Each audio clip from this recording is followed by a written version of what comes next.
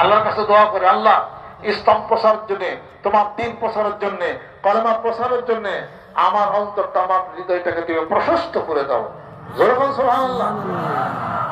আর আল্লাহ রাস্তার মানুষকে ডাক দেন। ধনী যদি হইতে চান আল্লাহ রাস্তার মানুষকে ডাকে।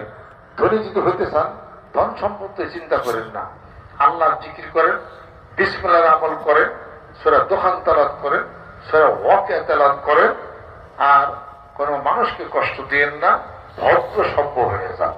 হাদিস শরীফের মধ্যে আসছে, তোমাদের মধ্যে যে ব্যক্তি ভদ্র সভ্য তার রিজিক আল্লাহ বাড়িয়ে দিবে।